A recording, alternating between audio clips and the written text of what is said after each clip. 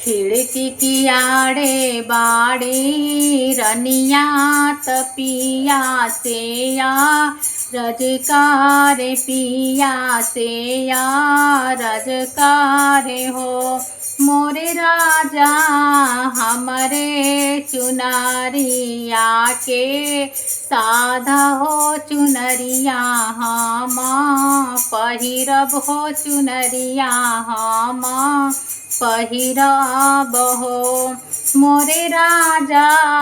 हमरे चुनरिया के साधा चुनरिया हम पहिरब चुनरिया हम पहिरब हो खिड़की की आड़े से राजा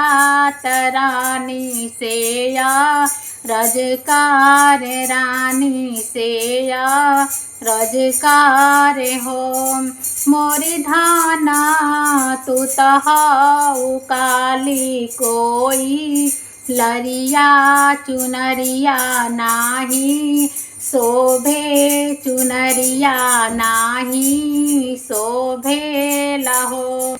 मोरी धाना तू तहाऊ काली कोई लरिया चुनरिया नाही शोभे चुनरिया नाही शोभे लहो एतनी बचन रानी सुनली सुनाही नाही पामे सुनाही नाही पावेली हो मोरी रानी अचरा में लिहली तिला चाउर त सूरज गोड़वा लागे सूरज गोड़वा लागे लिहो सूरज देव हमारे पर हो खानास हाया पुरुष मेहना मारे पुरुष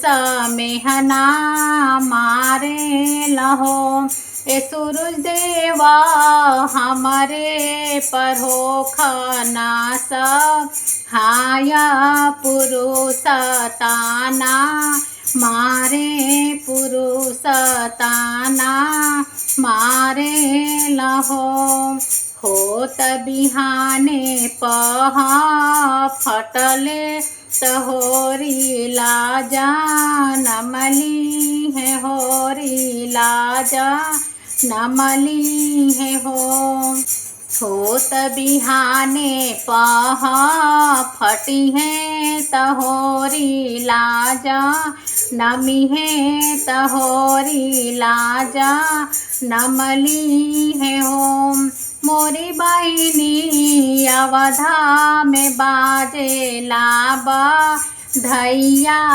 उठाना लागे सोहर हो उठाना लागे सोहार हो मोरी बहिनी अवधा में बाजे लाबा धैया